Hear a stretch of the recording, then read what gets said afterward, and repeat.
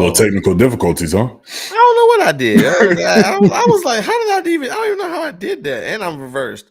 Oh, that's what I'm used to. Yeah, right, I was about to say, yeah, it looks weird. It looks weird. But what's going on, everybody? Welcome to another episode of the Don't Cancel Me podcast. I am Vino Flight. I'm Peachy Perfect. And this is episode 76. 76, 24 episodes away from the big 100. As always, we appreciate everybody for tuning in. Please make sure if you have not, let's go ahead and like, comment, subscribe if you haven't subscribed already. And please make sure to ring the bell to be notified whenever we go live, whenever we drop a video, whenever we drop a short.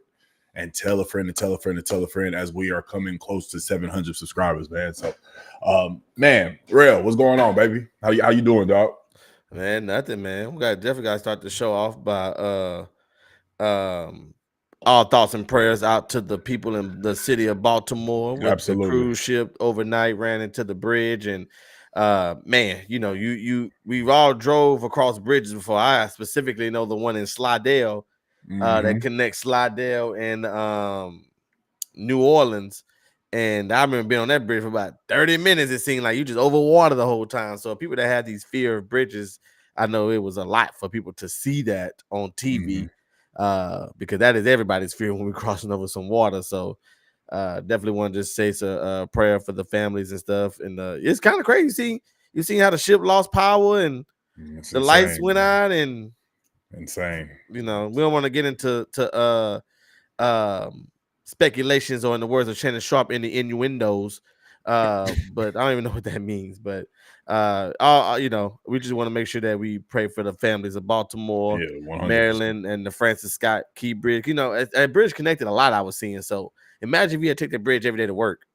You know, so think about the economic impact that it's going to have on the city as well, you know, for shipping and all that other good stuff. So you know, this is a tragedy. So, you know, we just, you know, want to keep our prayer. We definitely want to start the show off by giving them my love and condolences to the families. 1000%. I echo those same sentiments. I mean, like, just to think about, I didn't even really take it as far as that because it's just something that it's not something you expect to happen, right? But to even go further on that, like the economic of it is going to be insane. Like work, shipping, food, like what all does it connect? Like, is there any other way to get around it? Because it seemed like that was it. Yeah, shout out to my Baltimore people. If we get any Baltimore people in the comments or they come in on this video, shoot, please let us know. What does it all connect? If you ain't from Baltimore, you just read about it today, let me know what it connects. Yeah, but for sure. I just know it's a major infrastructure in the city of man. That what bridge is that? That I-10 bridge going into Lake Charles. Man, don't even get me started on that bridge. I was always scared driving on that bridge, dog.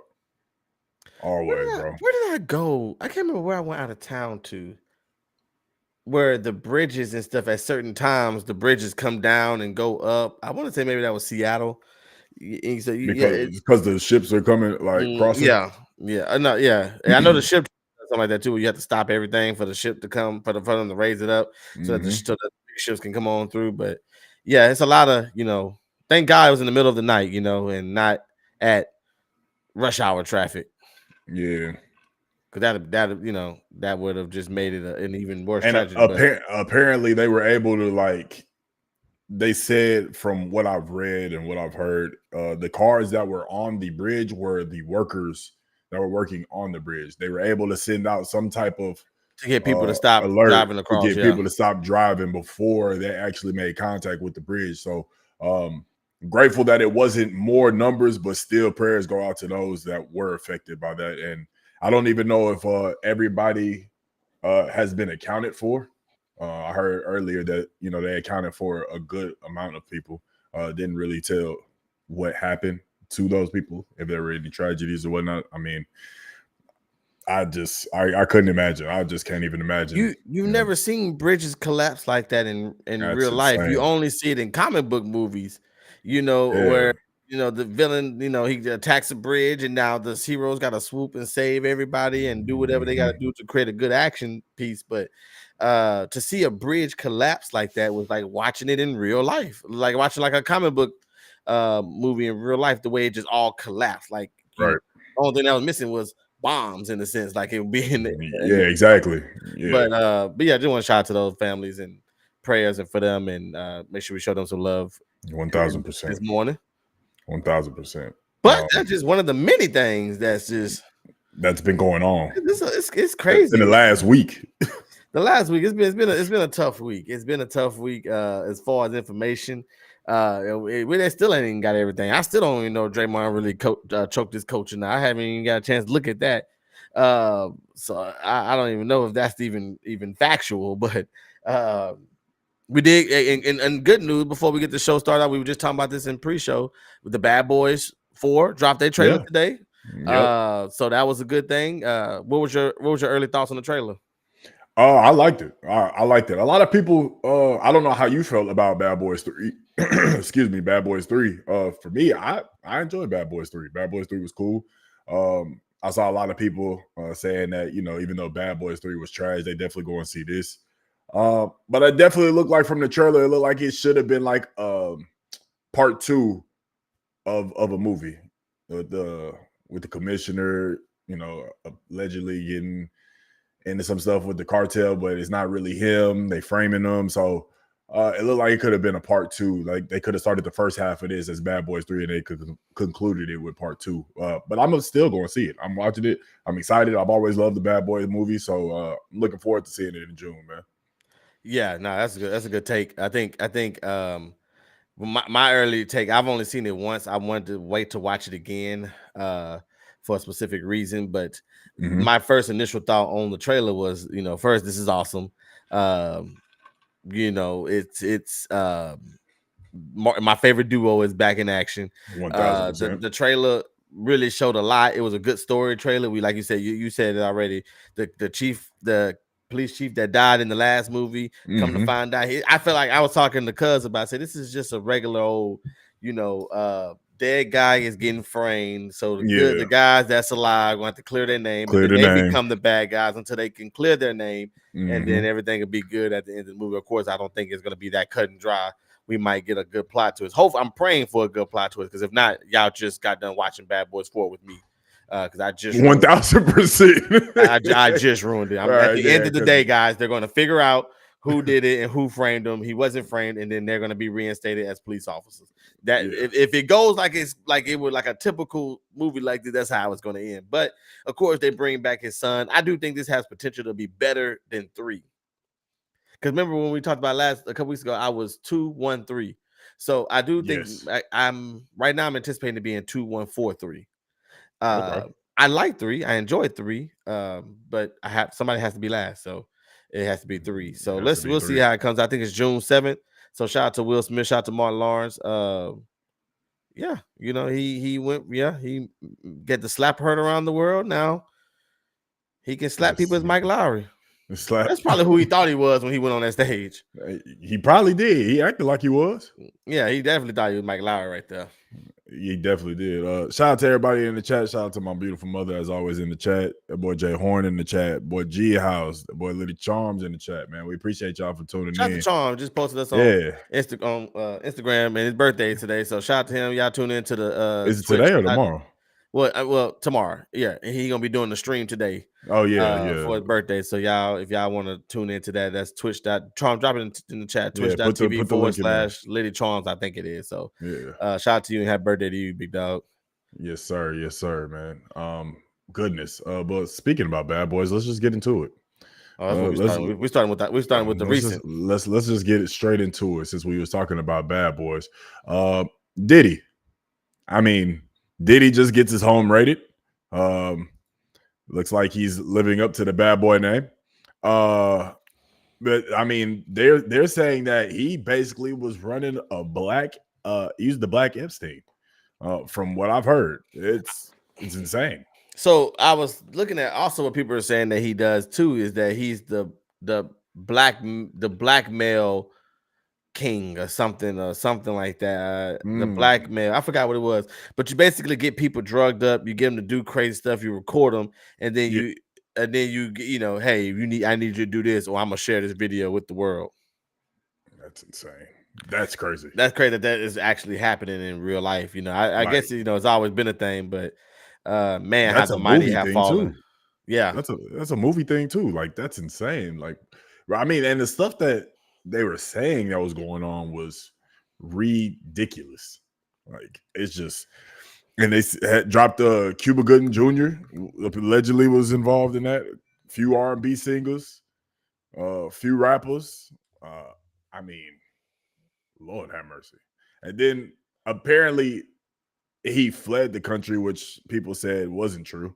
I guess his lawyer also came out with a statement and stated that he already had talked to police and everything. They were cooperating, but he never fled the country. He doesn't have any limitations on if he can leave or not. Like, nobody has been detained or anything like that. So I don't know. I don't know what's going on. All I know is absolutely crazy. Absolutely crazy. Yeah, man, it's hard to see Diddy go down like this. You know, I was a big Diddy boy, you know, so to see Diddy go down like he is it's tough, you know. It don't, you know, this is some weird stuff that be happening, but It you know, is, bro. at It the end of the is. day, you know, it's for me, Diddy, it's a situation where you start to go back and listen to things like Cat Williams said and Candace Owens has been saying, and all the 50 Cent sometimes hints at, you know, a lot of people always hint at this stuff that's happening behind the scenes. And here we are now with things starting to come to the light and people starting to get rated. Yeah, my fault, No J1, no Diddy. Diddy. Yeah, no Diddy. So it's I just keep saying the same thing, you know, how the mighty have fallen. Yeah. You know, P. Diddy was, man, at the top of the game, you know what I'm saying? But how the mighty have fallen. And, you know, to have both your, when it gets to the point where they have to raid you, they got something on you. Yeah. And they raided both Yeah. homes. Yeah.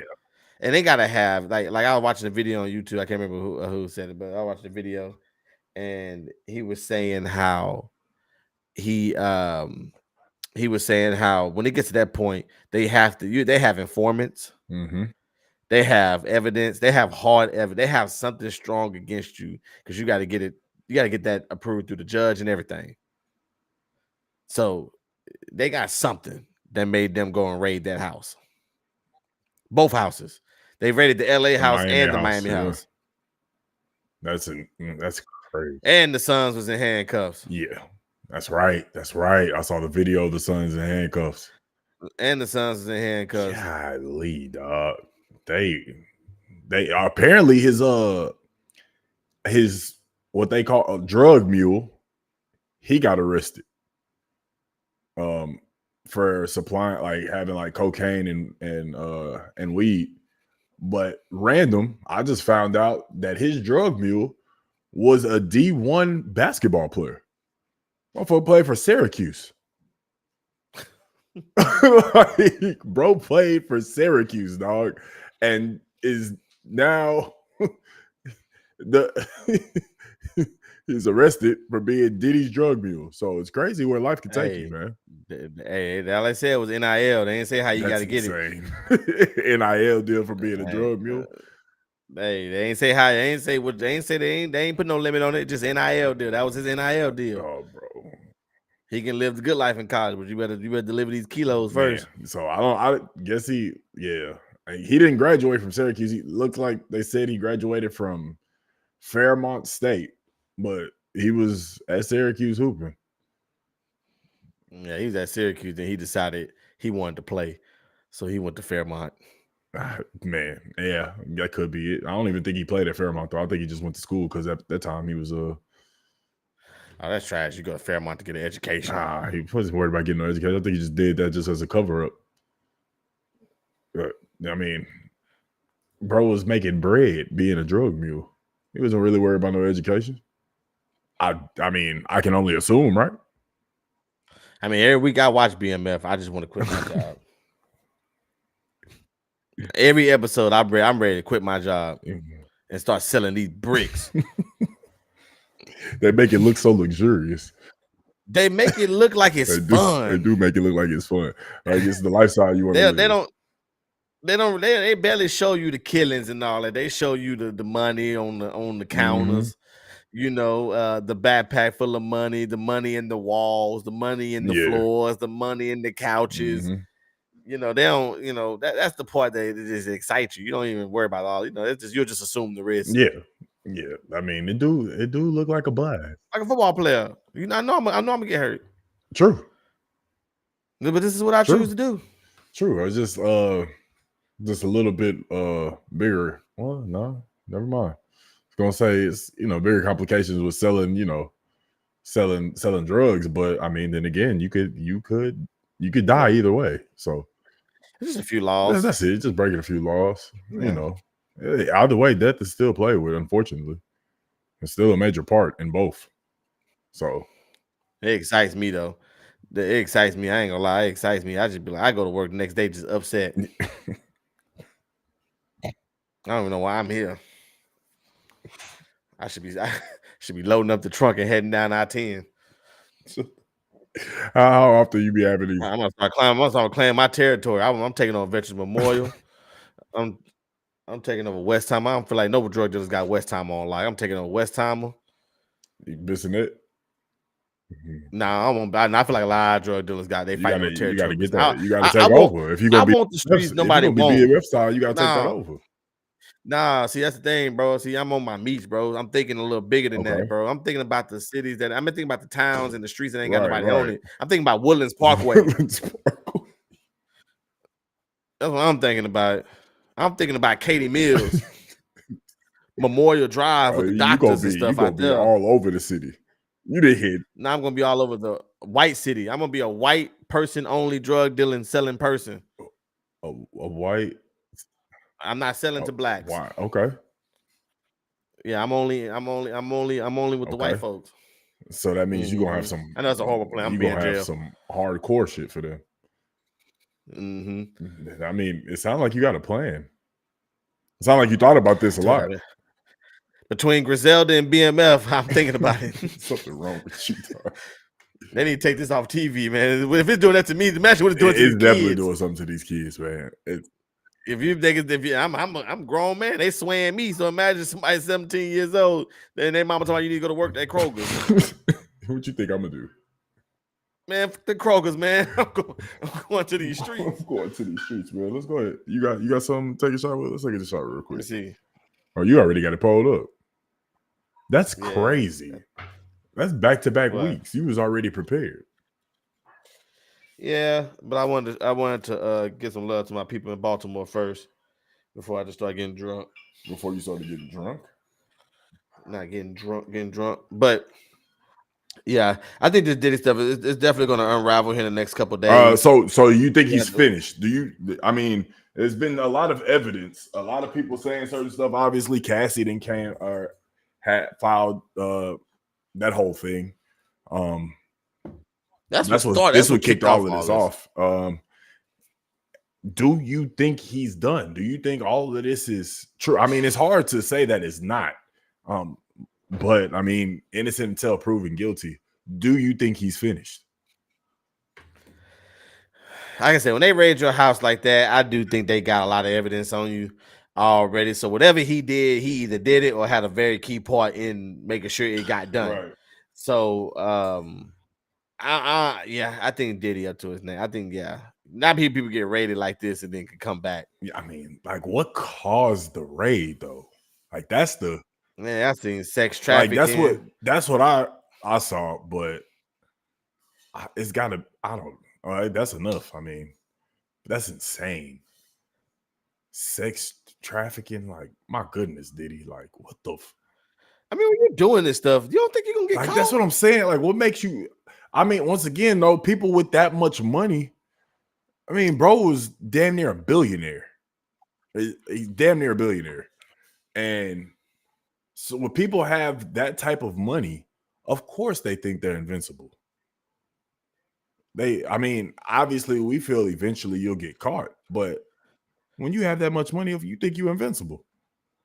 But I think you would eventually look around at everybody else around you, all the other invincible people around you, and seeing that they going down one by one. I don't think eventually you would look at them and be like, "You got to be next." Like right now, everything that's going through with Diddy. Who else is doing something they ain't supposed to be doing? Well, it's probably and looking at this like, oh, he's stupid. He got caught. I will never get caught. Like, I wonder who the next person. Well, shit, Diddy was probably the one because he saw old buddy get caught. White dude had his own island. I just said his name. It just slipped my mind. Oh, Epstein. Yeah, I mean, apparently he's doing the same thing. So he probably was like, "Ha, he got caught," and that was what? That was a few years ago, right?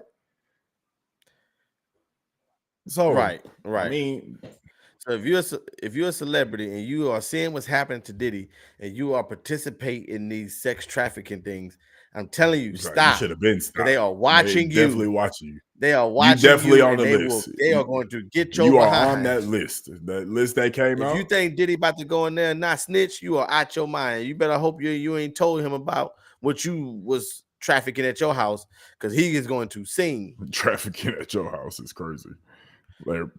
So yeah, if you're doing, you need to stop. It don't make no sense for you to be out there doing that, knowing that you are about to get caught. Your time is coming. I promise you. And we're gonna come back. We're gonna be sitting in this in our chairs, having an episode, whatever, maybe 112. Who knows? 100. We'll be having another episode. We'll probably be somebody else will probably get caught with this before we get to episode 100. Probably. I mean, if not get caught, somebody that's within the within that whole page thing of people of things that's going on, there's going to be more people to come out because there's a lot of redacted names on that list. The only name that actually came out was Cuba Gooding Jr.'s. So yeah, and so what if they raided Diddy house because he was on the Epstein list? Apparently, Prince Harry was involved with this too. Speaking of Prince Harry, did you see what happened with Kate Middleton? Not your wife. Kate Middleton. No, I heard her name in the news. I don't necessarily know what happened though. So let me put it on real quick. So here we go. So Kate Middleton, the princess, was missing. Nobody had seen her since she apparently had an abdominal surgery in, I don't remember exactly when, but it was I want to say around Christmas time. I want to say around Christmas time. She was supposed to have an abdominal surgery. Ever since she went in for that surgery, no one had ever seen her. We're in March. Nobody has not seen any signs of the princess. And so, but now, of course, the royal conspiracies are going. Is she like Princess Diana? Is she gonna be the same face Princess Diana? Well, maybe Prince Charles is cheating on her, and he's been having the mistress, and all these rumors. And then to come to find out that she came out and she has cancer. Oh, she came out with it. I can't remember when, but it's been between our last show and this show. Because that was something I was keeping up with behind the scenes about how she was missing, and they didn't know, but I knew with it gaining traction, people were starting to catch on. Now they were going to have to answer it eventually, and that's what happened. She has cancer. So now the princess has cancer, and the king has cancer, bro. Because the king is old. He is definitely in his early millions. He is old, millions, and so. Oh, he is old. And so, he has lived his life. But it's for me the whole, like, not the whole family, but the king with the cancer, the princess with the cancer. So, it just, and I don't know which type. Like I said, King Charles is old. I mean, I don't know. Have you ever seen a picture of King Charles? I've probably seen one about 10 years ago, but I mean, it can't change much, can it? No, yeah, you need to see King Charles. King Charles look like he on his ass leg. King Charles looked like he should have passed it up and gave it to the next person. Wow. He just wanted King Charles. This is a make-a-wish for him. He just wanted to see how I feel to be king. You said a make-a-wish? That's great. Yeah. Wait. There's no way he's 75. Oh boy, Royal the royalty will do that to you.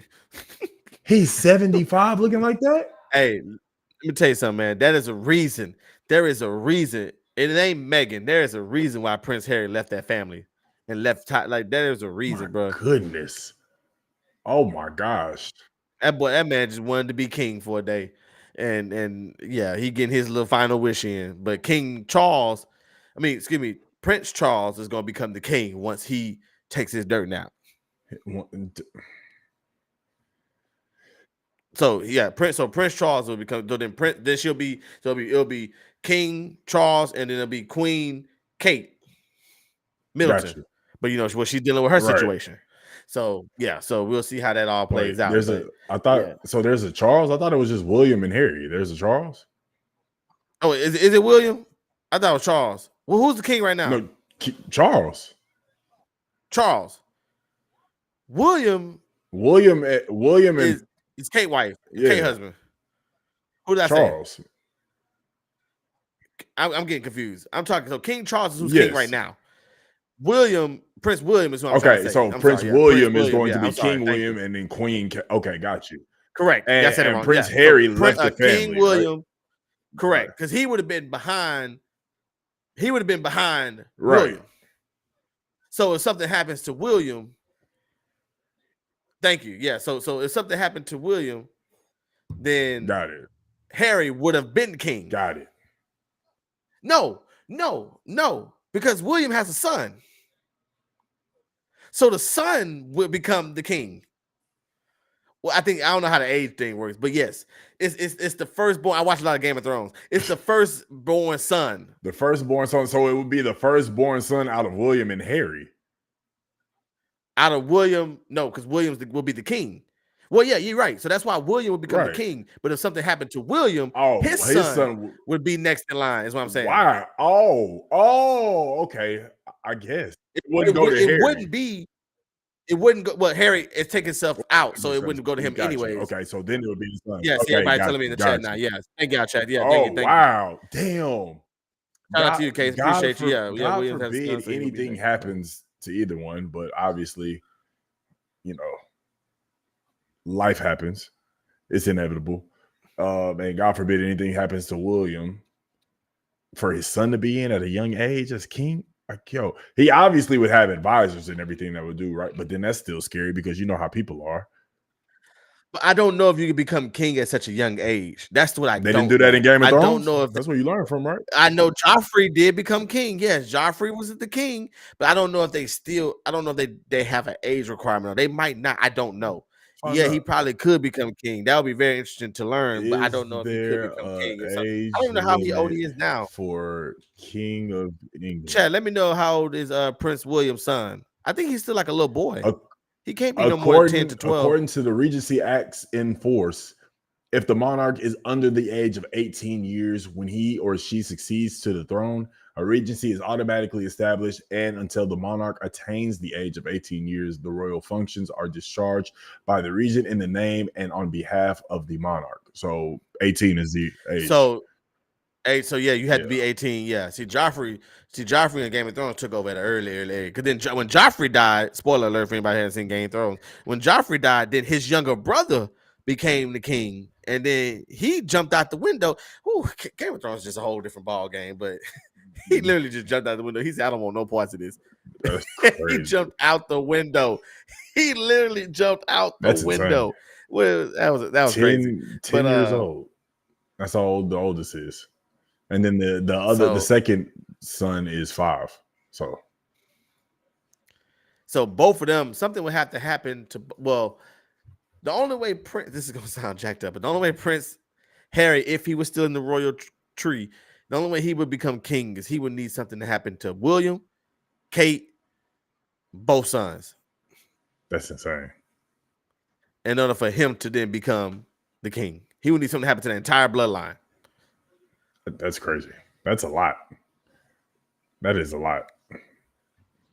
Simba misled y'all when he said, "I just can't wait to be king." So I'm trying to find. There we go. We haven't had a king in a long time because Queen, what was the one that just passed? Queen Elizabeth. Yeah. She was the queen since like the 50s. She's been queen a long time. Damn. So this is the first king that we've had in our lifetime. Damn. I bet Prince, that's why Harry says screw him. He ain't got shit to lose. I mean, right now, apparently his name was in Diddy court filing, so he probably should have stayed. Because I guarantee if he was next in line, he probably wouldn't have left. Huh? if he was the oldest son, Prince William said, I don't care. I don't care about nothing y'all got going on. I will be king. Especially when Uncle Charles. No, wait, so Charles is their daddy. Charles is the daddy. No. William and Harry are his sons. I just read that. So who is Elizabeth's sons? Because the Queen Elizabeth and King Charles wasn't. I think that's her brother. Let me see. No, but that don't make sense because if that was her brother, then Prince William would have became the king because he's the firstborn son. It goes down that way. King Charles, it's Queen Camilla, who is Queen Camilla? That's the mother. Thank you, Casey. That's what I thought. William and Harry are Elizabeth's sons. Oh, wow, I thought it was okay. Wait, yeah, that's what I figured. So what I think King Charles. What I looked at, it just said that William and Harry were King Charles' son. God dang it, y'all. We don't know. Don't ask me. We're gonna get it. We're not leaving. We're gonna get this right. We're gonna get this. We're gonna understand. Okay, so pull up the family tree. I'm looking at it right now. Okay, about King Charles. Whoa. Well, hold on. Now we got some UK messing. We got some. I wish I could do that. I wish I could do that. So Camilla is the side B that is now the queen. Okay. So this is like love and royalty. So apparently, this wait. Am I reading? I'm not reading this right. I'm so confused. So what I'm looking at, I just typed in King Charles, right? King Charles III is the king of England, right? It says spouse Queen Camilla, married in 2005, and then it says Princess Diana. William and Harry are Diana's children. That is right. That was their mama. So that was their mama. I remember because Oprah was talking to Harry about it. That is his mama. That's right. So Elizabeth is Charles's mom. Elizabeth is Charles. Yes. Okay. He's the firstborn son. Charles. Right. He's the firstborn son. He's Elizabeth's king right son. Now. Ain't no way you that old. You still look like somebody's son. That's crazy. But then it says children, William, Prince of Wales, and Harry, Duke of Sussex, or however you say that name. Yes. Yes, but that's what I just read. So, but Camilla is the side piece because Princess Diana died. And that's who he was with. Got it. Wait, say it again? Camilla is who he married because he was with Princess Diana, apparently, according to the spouse thing that I'm looking at. Because it says spouse.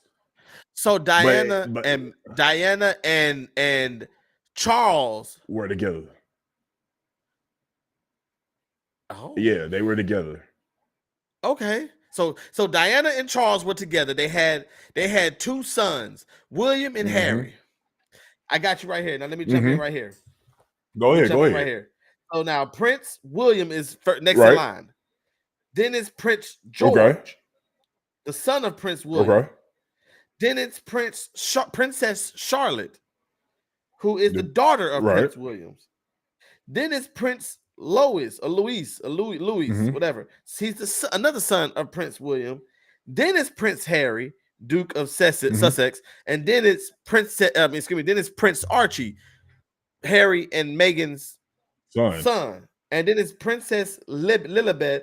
Lilibet is the daughter of Prince. Oh, they have two kids? They do? I didn't know they had two. And then it's Prince Andrew, who's the Duke of York, who's the second oldest son of Queen Elizabeth. Okay. We don't worry, he would never be the Not king, so yet. we ain't gotta worry about him. But let's see, Not Diana and married Charles yet. got married and had William and Harry. Charles was cheating on Diana with Camilla. Diana died, and he finally got to marry Camilla. Ah, Oh wow, wow, that UKT. boy, that's what That's I'm that talking about. UKT. Hey, shout out to K one time. Yeah, Shout out to yeah. K We one might give you a time. Yeah, we segment on might the show. have to. We might give you a We might have segment to. when you just do UK news, man. UKT. Come on now. Come on now. Yeah. Learning us something. That's what I'm talking about. Listen. Yeah, that's what I'm talking about. So we got it now, y'all. So I say all that to say that prayers also to Princess Kate Middleton as she deal with that cancer. But yeah, she was missing for a little while, and then now she's popped up and she's dealing with You cancer. know, So now that I say keep that, our I prayers saw out that. for the royal Now that family. you say that, I did when I was in Houston. I saw because my family they don't know what else is on television outside the news. I know my mama gonna be mad about that, but it's true. I'm just speaking facts. As I was walking through the living room and the news was on, I seen something about a photoshopped Kate Middleton picture. Yes, I saw something about that, and she came out and said she was just editing and like every yes. You're right. I forgot about that part. You're absolutely right. This is insane. So yeah, she's been missing. So what type of like is there any like she just said that she had cancer? She never said like if she's doing better. I didn't read the story. I didn't read the story. I didn't check in on her. I just seen that she had cancer. And that's where she's been. I mean, what makes it even crazier is that like all of this is going on the royal family, and then you got Prince Harry, who apparently is involved in this whole Diddy thing because his name was in the court filing. Yeah, they said his name appeared in the court filings in connection with music producer Rodney Jones' $30 million lawsuit against Sean Diddy Combs. I'm trying to figure out. They said that Jones filing to the federal district court in New York lists in detail his allegations, with one section claiming that Combs' music industry associates, who are also named in the lawsuit, financially benefited from facilitating his alleged unlawful behavior, gaining access to his powerful connections, including Prince Harry, in the process. So I guess he's only name dropped because people like he was blackmailing people or saying that he would give if they did certain things, he would get them in connection with Prince Harry. Apparently, that's how I'm interpreting this. Yeah. I mean, that's how I would interpret it as well. I got a question. Yes, that's exactly. What did I just do? It took you off for some reason. Sorry. There we go. Sorry. Oh, that's how you do that. Hey y'all. C-Sam, hey y'all. C-Sam, what's good, gang? All right, cool. That's how you do. I was wondering how you do that. Okay, anyway, what's up, C-Sam? So yes, but my question is, and I don't know, and excuse me for my ignorance in this chat, and please help me. I'm learning a lot today. Casey, come on now, give me the tea now. Casey, please make sure that you stand by because you have the tea. When they traffic these kids, what are they using them for? What do you mean? Like, is it only like okay, like you said, be like they're like trafficking. No. It's two words: sex trafficking. But that's not the only trafficking; it's human trafficking as well. Isn't it? Okay. So forgive my ignorance. Forgive my ignorance. Every time I've heard human trafficking, I always associated it with sex trafficking. Man, excuse my ignorance. That could be the case. I thought it was two separate things. Okay, well, we're both in the same. We're both ignorant at this point in time because I always thought that human trafficking and sex trafficking was the same thing. Human trafficking was probably just a more quote unquote politically correct term. I thought human trafficking was you giving away humans and then you getting their organs and stuff to sell on the black market. That's crazy. I never even thought about that. So that's how I took human. I get sex trafficking. So I guess that's what I'm just trying to figure. Like these people that are doing this, like what is it? For example, this is gonna sound crazy. It's both for sex labor. Okay, so it's basically the same thing. Okay, so this is where I guess where I'm trying to go with this. You're trafficking little kids, and I'm not about to say something. I'm about to say I can understand. That's not what I'm gonna say. If like you had them doing like child labor, like behind the scenes, or something like that. Let's say like Nike was. I don't want to make this accusation, but this is just an example. Yeah, this is just an example. Let's say let's just say a major company uses them for like it's participating in trafficking kids or even humans, so that they can put them in the workshop and make product for them at a cheaper rate. Not even cheap, because you ain't got to pay them. You just need to feed them. Right. So that they stay big and strong for you, do what you need to do. So that's what I looked at trafficking as well. I get sex trafficking, but I didn't know if that was only what, because I'm sure with our next topic, our next topic, as we get into talk about these kids, it's I'm just trying to get an understanding on 1,000%. trafficking 1,000%. And it's just I think of a bunch of people in the U-Haul, with they hands tied behind their back, like what we see in movies, right? Right. That's what I watch a lot of. So that's all we. I mean, that's all we could go off of, because we have no idea what it's actually like in real life. We know that it exists. We have no idea what it actually is, though, because we've never seen it with our own eyes outside of the entertainment realm. Right. But and how is Hollywood sex trafficking? Yeah. Like, how is it so? Like, if it's anything relatably close, which obviously, I mean, we're answering our own question with our next topic. But. Right. How? Like, if we're able to see this in movies and people are getting arrested and going to jail for this or constantly doing this, it's a problem within our nation. And it's being portrayed on our movie screens and our television screens every day, like right in front of us. Like, how are we allowing this to happen? Is it? And that's where but now I'm answering my fault. Sorry. I'm answering my own question now, because it goes back to what I said earlier about this whole Diddy thing, about when you said, how are people thinking that they are able to do this without getting caught? It's the money aspect of it, because if the movie is that good that involves trafficking, the ratings will go up, money will go up for them, and they'll keep doing it because that's what people apparently want to see. And money is a big play, is what I'm trying to get at.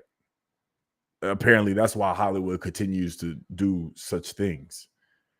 But it's basically like right under our nose the whole time, because how are you able to display a movie so well with trafficking, and this is what it is? Like, I don't know. That's just like I could be thinking too deep about it. That's just like they said with the movie Leave the World Behind. And then they said Leave the World Behind came out in January or whenever it came out, and then all of a sudden a boat loses power and go up, so yeah, money gotta 1,000% be the driver. I mean, I know for a fact, I'm not gonna say for a fact, but I'm 99% sure that Diddy, Epstein, and the people that aren't even being accused of things like that but have power, the Bill Gates, the what's my guy Apple, Steve. Tim. Steve or Tim? Which one? Right now. Tim Cook. Amazon dude, Bezos, like Elon, Facebook guy, like Mark Zuckerberg. Like, these people have bread and get like we just talked about it, like TikTok and the TikTok ban. But Meta and Twitter, Elon and Mark, they got all of this bread. They just banning TikTok because America wants control of everything, right? Like, it's money is the driver of everything, dog. Like, it's insane to me, bro. It's just wild. And this is my last question on this before we go into another Hollywood secrets. Everybody's getting busted for this trafficking. As much as it's talked about, why haven't I seen no kids? What you mean? So it's, for example, I know let's just say allegedly that's what Diddy's getting accused of, and they raid his house. You would expect to see a bunch of kids coming out, or like in any instance, I've never seen like they actually found the people that's being trafficked or being trafficked. How, I don't know the past tense version of it, but you don't ever see the victims. You just hear about what's happening, but is there something specific happening to the victims? There go my camera. Hey, that's all right. Hey, that's all right. Yeah, Yeah. fix it. How did I do that? How did I do that? So fix. So that's what I'm trying to figure out. Like, what is wrong with, like, we're not wrong. Excuse me. Where are the victims that you see in this?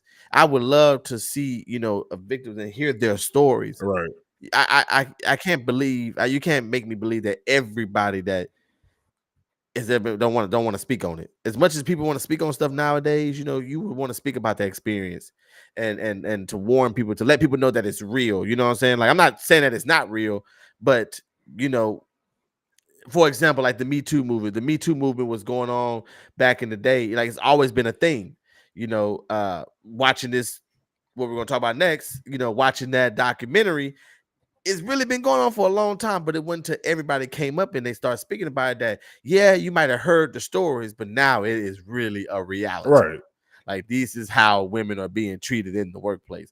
And so it'd be nice to not nice, but I don't know, that's not the right word, but it would be it would be great to hear from someone that has been a part of the sex trafficking. And maybe there is somebody. Maybe I just need to go do some research. But I'm talking about like MSNBC, CNN, Fox News. Well, that's probably why ABC they raided. News, That's probably why they raided Minutes, the house, right? Like Shay. Good Lord. I mean, Shay will get the answer for sure. Willie and Gillo, whatever their names are. Willie and Gallo. All the smoke, something. DCM. I would love Gilly to the talk Kid and Wallow. Oh, I knew their names or something like that. Drink Champs, that say, just to, so that's why I always think about too. Like, where are these? Where the victims at? That's probably why it got raided, though, right?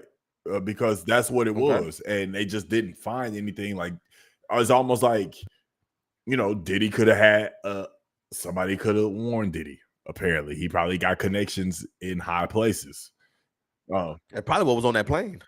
Could have been what was on that plane. But I mean, also, like, trafficking could be more than one. They probably did it for, let's say he probably could have had a party for a weekend, and it was just that. Unfortunately, like, it could have just been for a 3-day period. And these kids, I mean, once we get into the next subject, you see how long it takes for them to be able to be comfortable, to be, or not even comfortable, but have the courage to be able to speak out. You know what I'm saying? Like, it's not like they're just there, right? They're being slaved. It's probably something they probably were slaved for a certain amount of days and then gone because, I can't keep them at the crib because I'm going to get in trouble type shit. Which obviously he ends up getting in trouble anyway, but, I don't want the evidence there. You know what I'm saying? Like, that's just why I thought it could happen. I mean, I can't bypass anything in this world now. Yeah, and like, I expect us to know we're not traffickers, so yeah, we don't know how this shit goes. But I guess keep Diddy lifted up in your prayers, I guess, and I mean, I don't keep him lifted. Keep him lifted in prayer, and let's see how this all turns out. It's crazy because, like, I don't want this to be true, but I mean, when Cassie comes out and says something, Cassie had been quiet for so long, and for her to, that's why she settled so quick. Oh, she didn't settle. Diddy settled. Well, you know what I mean. That's what I'm saying. It's like, instead of taking it to court and getting the max that you can get, that's why I said she settled. Cassie she brought this statement out to go to court to get this. That's why it was settled so quickly. So it's kind of like, damn, bro, you settled this shit kind of quick. It's like, it's hard. Casey, it's hard to know what's real and what's not. You know what I'm saying? Especially in this day and age. Casey, we gotta pray for the redeemed. So it's okay, it's okay to pray that God brings out the truth. This is true. You are very correct. Let's just pray. Yeah. So let's just keep Diddy lifted up. We just pray that we see the truth. Mm-hmm. But speaking of truth, talk to me. woo-wee. So last week we had discussion. We had a chance to bring up the Drake Bell situation. That's between them and their God. I guess you're right. You're all right now. Yeah. That's how you feel. That's how you feel. We had a conversation between we had a conversation last week about the Drake Bell situation and the Nickelodeon horror story documentary Quiet on Set. Yes. I forgot the name of it for a second. And so Quiet on Set, we gave the cast some we gave the chat some homework and said that go watch it. So I didn't really do my homework. I just finished my homework like 30 minutes before the show started. And I wanted to be ready because I watched the first 2 episodes last night, and this is a lot to talk about. It's a lot. It's kind of this is a lot to talk about. It's kind of heavy too. I mean, we've been talking about heavy stuff all day though. So yeah, and you know what, the Drake Bell stuff to me, yes, what the actions that happened with Drake Bell is really horrendous. But watching the entire documentary, and just for clarification, my bad not to cut you off. Just for clarification, Rail has watched. You watched the entire thing. I know Rail. I watched 1, 2, 3, 4. So Rail has watched. I guess that's all of them. I don't know how many is there. Okay, yeah, it's 4. So Rail has watched all of them. I have watched all of 3 because I just wanted to see the Drake Bell incident. I watched all of 3 and a quarter of episode 4. I'm gonna go back and watch everything because I'm invested. But I've only watched 3, so Rail will have a lot more information on this than myself. I will say this: I'm glad you started episode 3 so you can at least see Drake Bell, but it's the setup.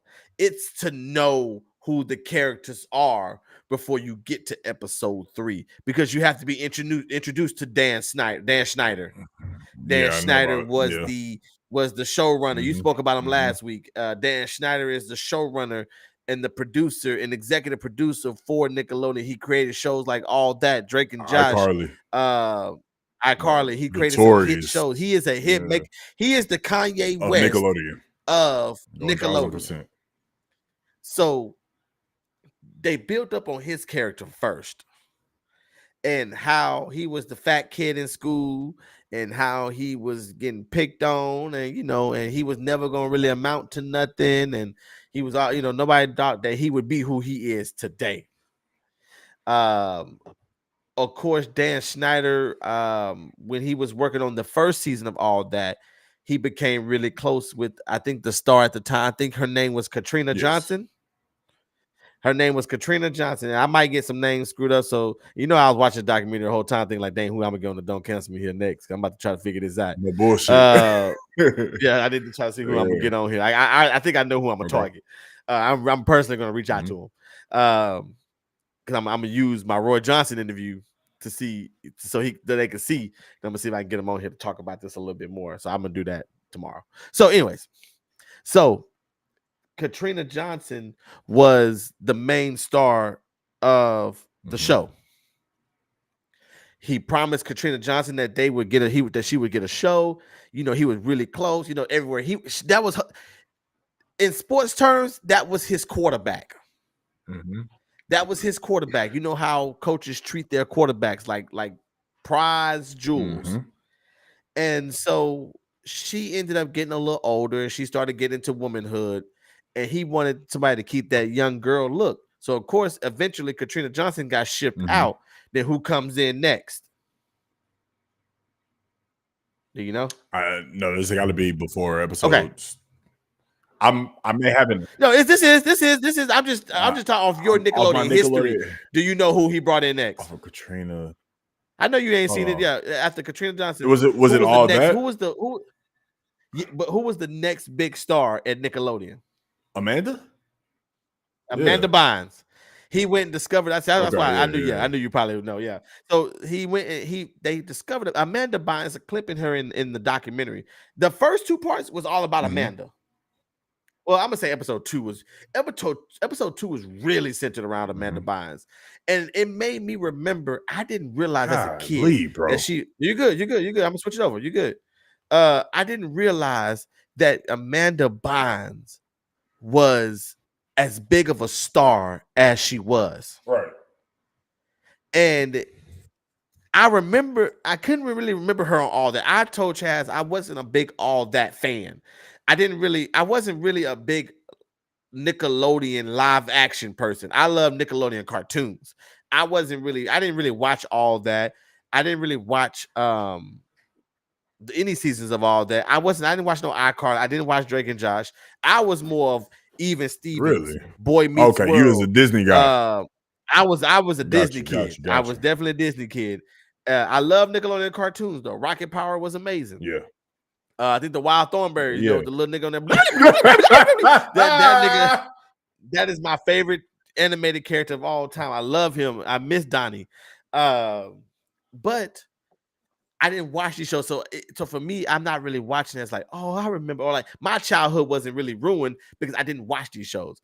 But Katrina was saying how she had to watch Amanda come into stardom.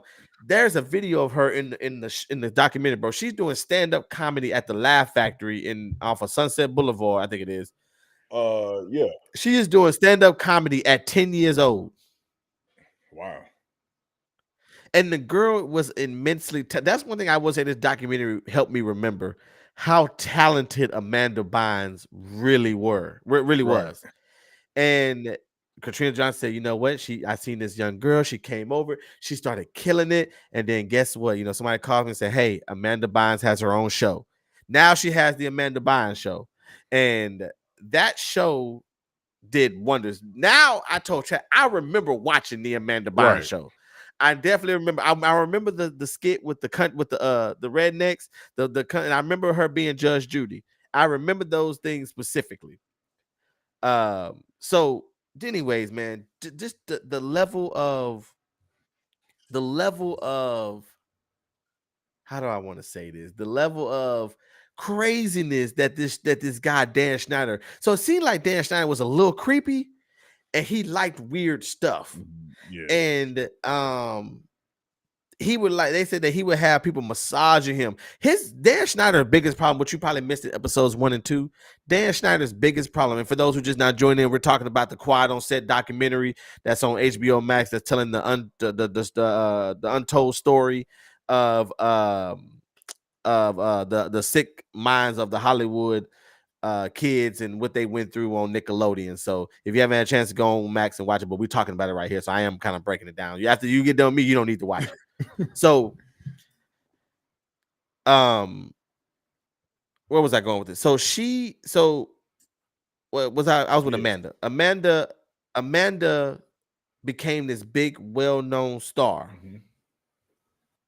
Oh no, Dan Schneider's where I was at. Dan Schneider was having kids massage him, and he was doing stuff, and his creativity was a little weird. And so so here comes Dan Schneider gets in trouble. That's what I'm gonna say. His biggest problem was women. And he had these 2 specific writers on episodes 1 and 2 that they did all the talking.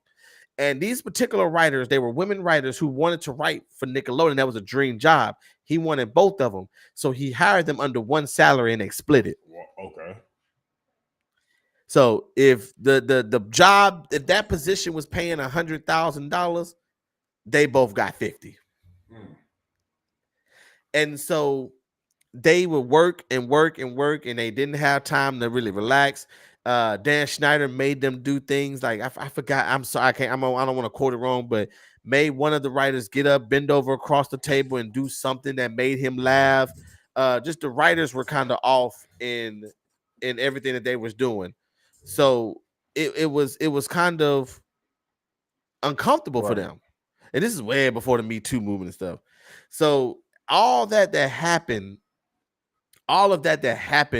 you know, led to his first lawsuit on his first show. So, you know, of course, there's a little bit of details in that retaliation, but I want to jump around.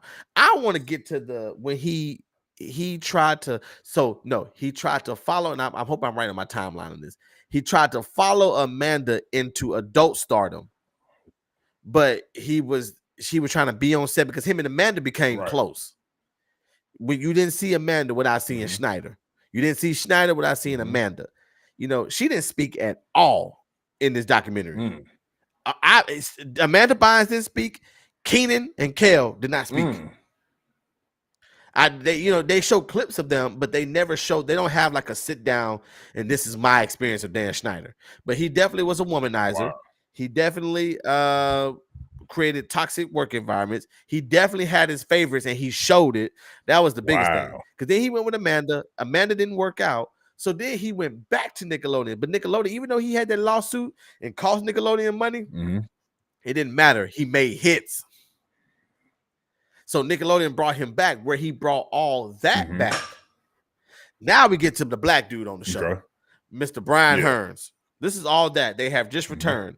Now you might have seen clips about this, but he kind of had me all over the place. And this is who I really want to go target. I really like I would really like to talk to him a little bit more. So Brian Hearns was on the show, and the first thing, one of the early things he spoke about was how it was uncomfortable for him to be in leotards. And so as a kid, so he played the superhero. I think he was like Mr. Nose or something like that.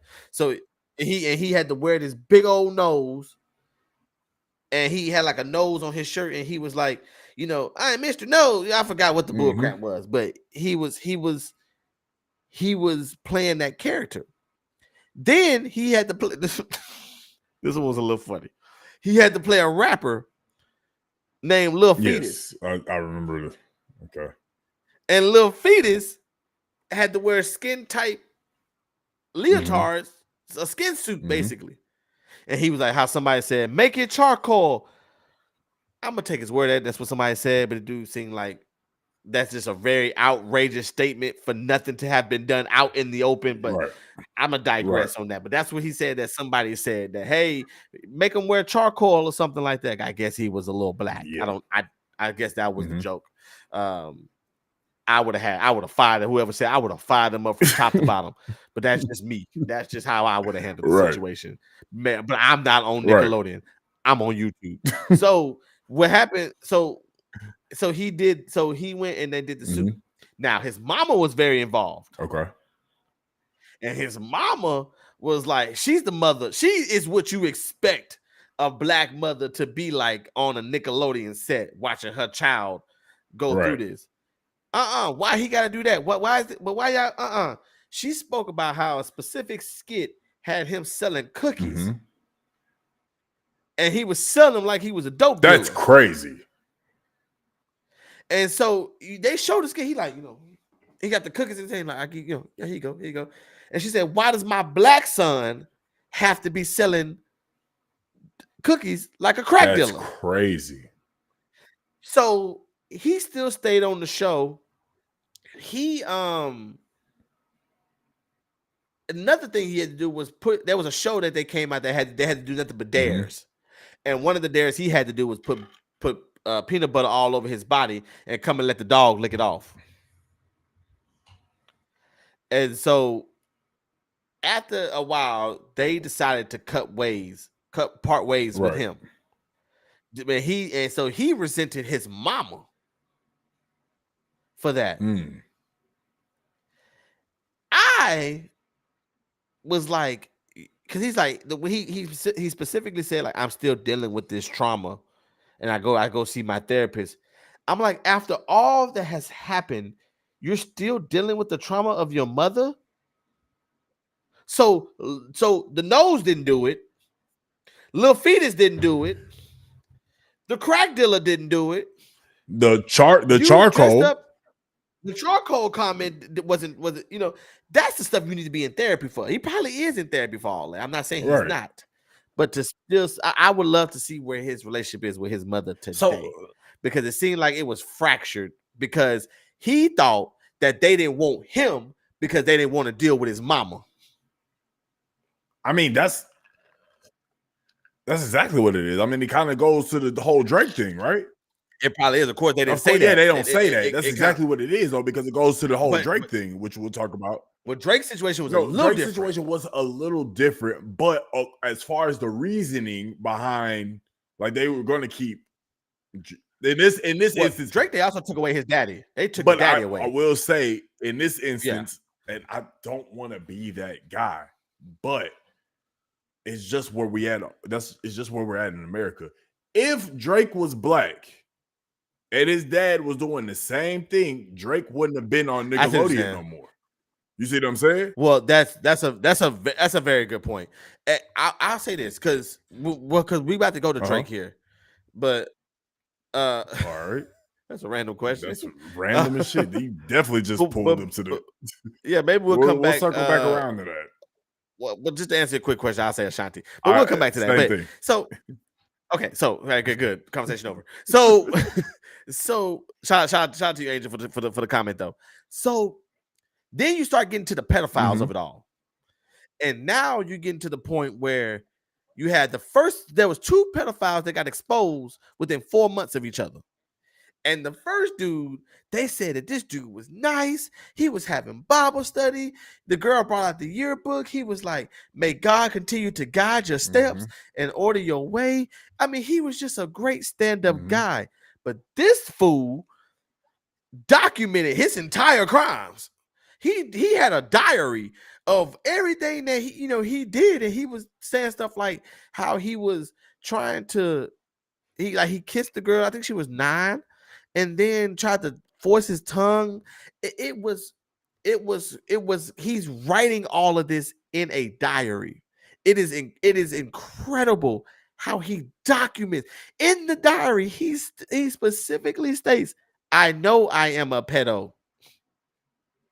He might say something like that. It might not be the exact word, but he basically confessed to being a pedo. I'm about to say you got to get that. You got to get however that right. he worked. However he however he worded it, it was like I am a pet. Like I know what I am. That's insane. And so yeah, that's why I said like that. That's how I perceived it. But that's definitely what he said. Anyways, so he ends up getting caught up. Now brings in the big person. Now who brings in the one that is associated with Drake, and that is Brian Peck. Brian Peck was a pedophile who went to jail for 16 months. Or 6, yeah, it was 16 months. It was 16 months. 16 months he went to jail.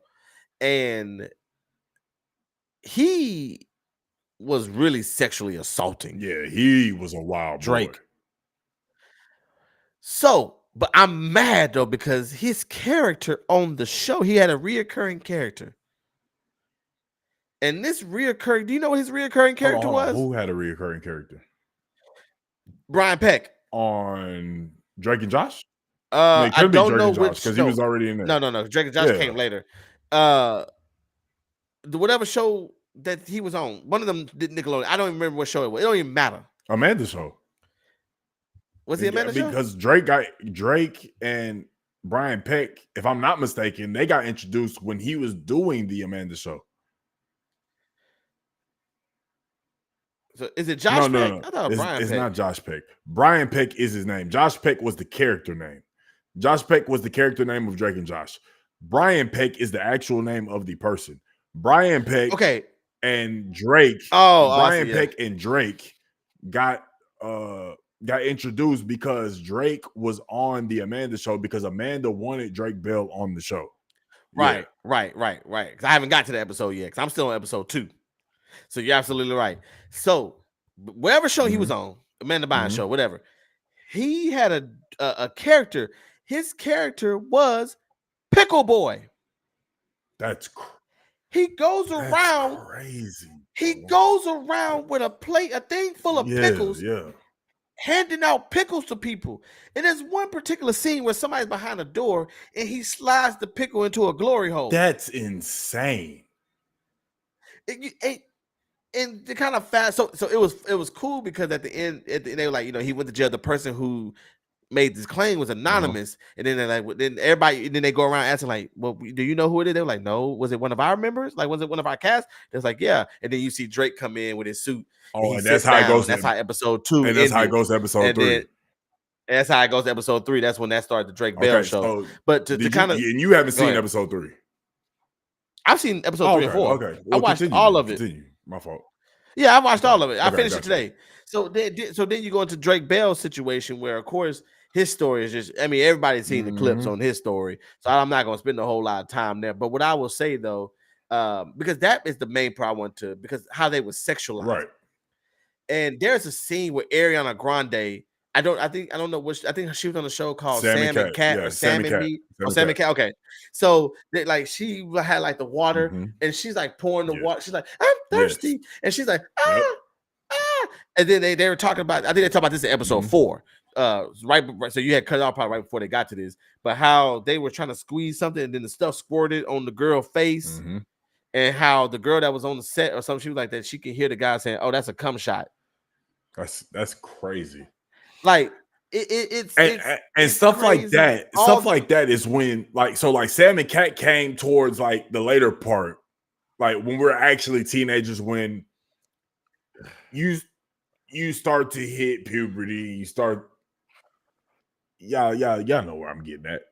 You start to understand it just a little bit. You don't really grasp it, but you start to get it a little bit.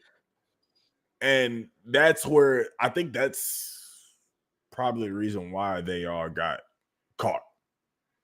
If that makes sense, right? They showing feet Yeah. and doing Like weird stuff and having a massage potato. iCarly, like when I'm thinking about it, because watching it is, I know I remember watching iCarly and saying like, that's kind of crazy. And like I remember like my mom like sitting there with me while I'm watching it. She's like, that the hell they doing? I'm like, I don't think nothing of it. But when you go back and think about what you seen on like these shows, it's kind of like, yo, they were wilding. Like, because iCarly, when like you said to your point about like the whole feet thing, iCarly was definitely known for having stuff like that. Especially because iCarly was one of that, like, it was a show about a chick and her friend, and their best friend who's behind the camera, who was doing the whole internet sensation and basically what we're doing now, back when it was just starting to become prominent. And so, like, that's what make it even more weird. It was kind of like they were ahead of their time, which is even more weird.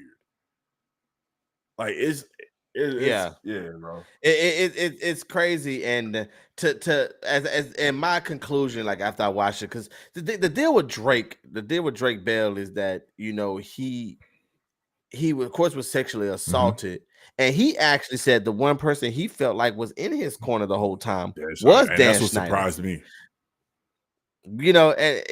And a lot of well, you probably seen a little bit in season episode 3, but a lot of times they would say something, and there would be a little quote in there that said Dan Schneider states that he did not pay them. That they'll have like the quotes from what he said to give him an opportunity to voice his opinion as well.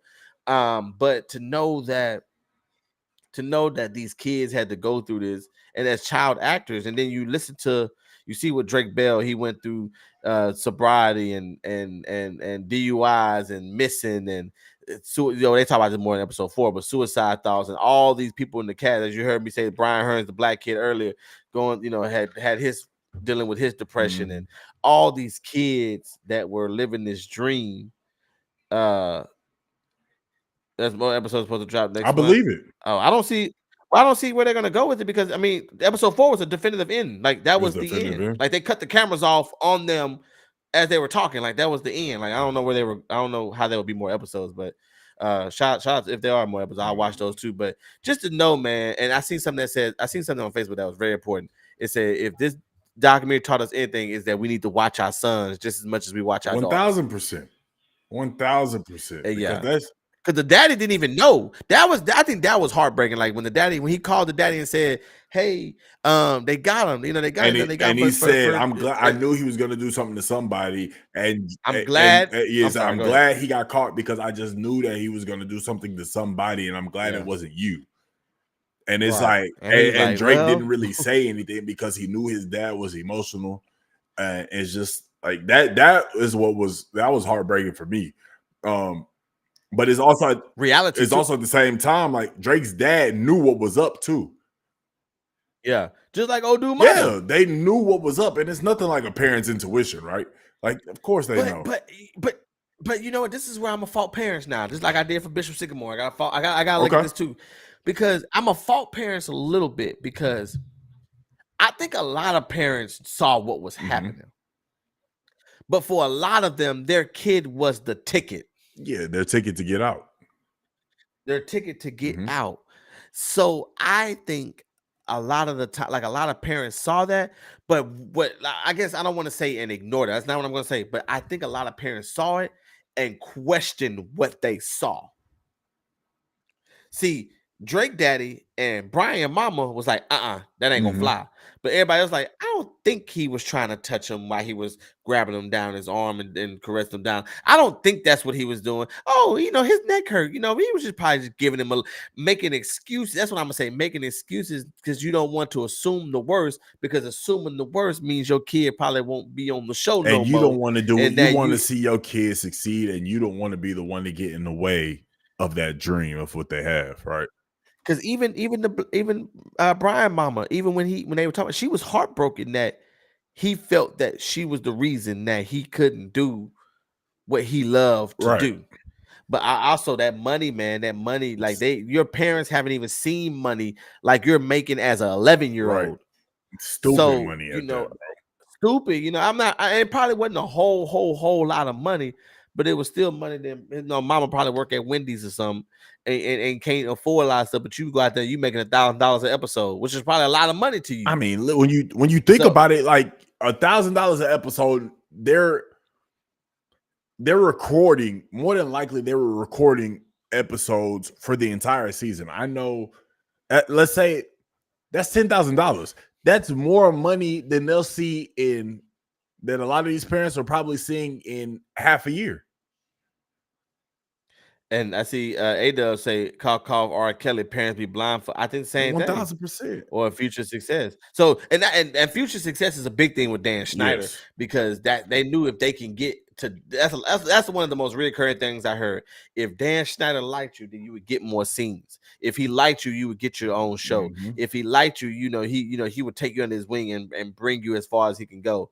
So it's I always gotta blame the parents a little bit, because you're there every day. Y'all are seeing this play out every day, but you're just questioning everything because you don't want to be the parent that ruins the opportunity for your kid. So I'm not necessarily talking bad about them, but but when you got stuff like this that come out, it's like, would you rather have been the parent that didn't say nothing or the parent that did say I mean, something? at the same time, though, like to just to play devil's advocate to your point, it's in the same sense of,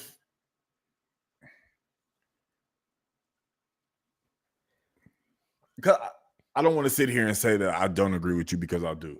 I feel like as a parent, you see people touching your child inappropriately off the rip. It doesn't matter, oh, their neck hurt, this and that. You have enough money to have people who are licensed and like know what they're doing to do such things, right?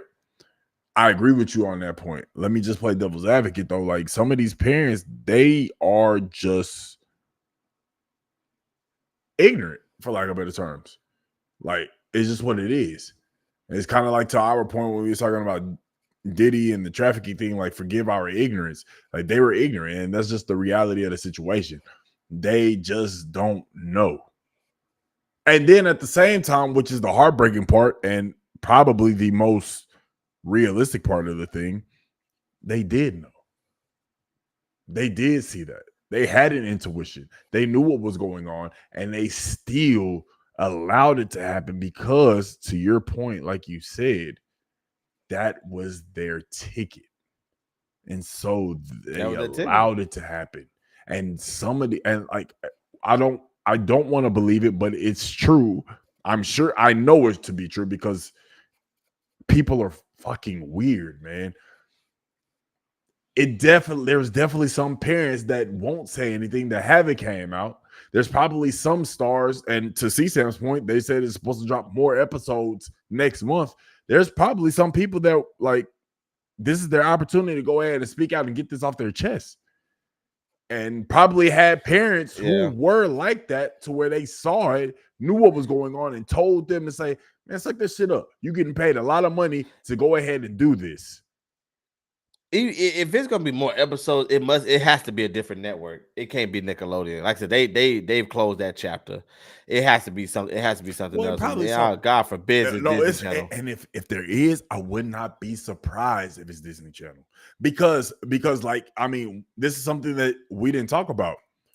Brian Peck gets charged for sexually assaulting Drake Bell, goes to jail for 16 months, which is absolutely insane. 16 months is crazy. And then also having over 40 plus letters of support to put him on probation. I was gonna say I wasn't gonna say the letters part, but one part that I did miss that I was gonna say I had forgot was that how Drake said when he went to the courthouse that his side was Full full of of support, support and it was on only him, his mom, yeah. and his So brother on his side. right, I'm glad you But brought that up. Yeah, 'cause I was gonna say that but part the and I reason forgot. Yeah. why I say that is because like we said, if they close the chapter on Nickelodeon, but child actors, the dark side of child actors, it goes beyond Nickelodeon. And we know Disney to have had some people doing some questionable things. And it's a perfect segue, for lack of better terms. Perfect is a lack of better term. Brian Peck served his time and ended up being on Sweet Life of Zach and Cody, which is a Disney show. Right. He got hired back after being convicted of sexually assaulting a minor. He got hired on to work with minors. So I would not be surprised if Disney was like the next 4 or 5 episodes to happen in the next couple months. Because honestly, Disney is probably trying to prevent that, because I think Disney is probably the biggest thing, because Disney has been in rumors for some time now when it comes to child actors and how they treat them. So I would not be surprised if, Disney actors are coming out and speaking their truth, especially after seeing Drake Bell speak his truth. So, I mean, and also to hire a sexual predator to work on a kids show as a corporation as big as Disney is crazy. Just to take the word of somebody who has just been convicted and served their time, you're taking the word of somebody who is a sexual predator and say it's all been handled. And you allow them to work on your show that involves kids. And to use that excuse as, well, he said that it's all been handled, I can only take them at face value. You're out of pocket. You're just as much to blame as everybody else. And did you see the names of the people that apparently wrote letters of, not apparently, they did, but they didn't know. I guess we'll say they didn't know what was actually going on. They may have been persuaded, may have been giving some false information. I know one of the actors said that she had been given some false information, and if she would have known the real thing, she would not have wrote a letter of support. But I mean, we're talking about people from Boy Meets World. We're talking about people that was on Saturday Night Live.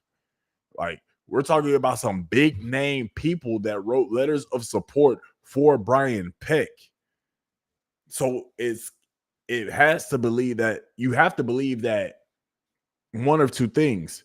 One, they were given some false information before all of this came out, or two, they knew what was going on and they were like, there's no way a minor's just saying this just to get some quick bread, and they believe Brian Peck and they knew what he was doing. And I would hate to believe that it's the latter. I hate to believe that it's the second choice. I would love to believe that was the latter, right?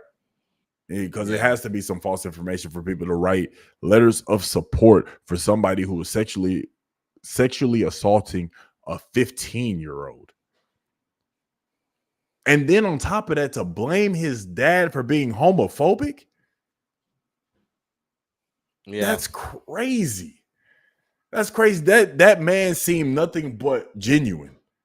And you're gonna say that he's homophobic. I mean, you're right. You're right. There's two sides. He's pickle boy. Yeah, you don't know. There's two sides to every story, right? There's two sides to every story. But I mean, come on, man. Like that's insane, yo. So, but I mean, Drake Bell, I will say that Drake Bell is very, very courageous for speaking his truth. For taking the time out to speak on something that happened decades ago. because I know that couldn't have been easy to do. I mean, you could see it. You could see that it wasn't easy to do. He didn't even want to relive that, but he did it because it needed to be out there. And this could potentially, not even potentially, this will help young children actors right now and their parents on what to be able to look out for, and help these parents be able to keep a close eye on their children actors, and even outside of acting. I mean, modeling, like whatever the case may be. Like this is absolutely insane, man. I can't believe that he was able to do such a good job on Drake and Josh and have to be living like this in secret. Yeah.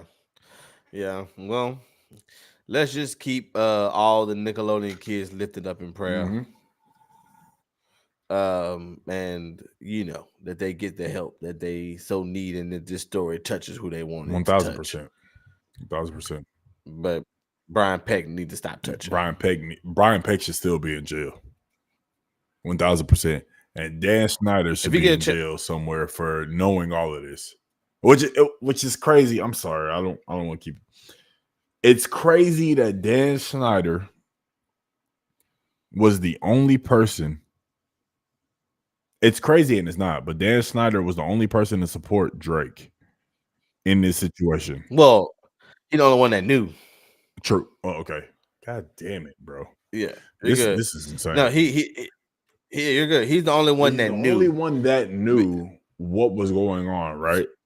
Right. So if you're the only one that knows, of course it's easy to be the one that's that supportive, so I don't really look at it nothing bigger than that. Like he knew what was going on, because Drake said he called him and said, was it you? And what Drake said, he said, I had a relationship with Dan. I felt comfortable saying, yeah, it was me. So according to what Drake is telling us, he's the one that knew. But at the same time, right? Once again, I'm gonna play devil's advocate. For you to call and automatically know, because in a sense of what we heard and what we saw in the documentary, it's like he automatically knew. Like, come on, bro. You had a sense of what was going on. You and Brian Peck were cool. Like, and obviously with everything that you had going on with being a womanizer to Amanda Bynes wasn't of age at the time when she was working with Nickelodeon having the Amanda Bynes show. She was like 16. That's not the age of consent in California. Oklahoma, yeah. Not in California. Like, come on, man. Like, you just as guilty. Like, you should have stopped it. You should have known. You should have been helping Drake. I feel like. And I mean, this Dan Snyder he's been known to do some questionable things, man. Some questionable things. 1,000%. But yeah, man.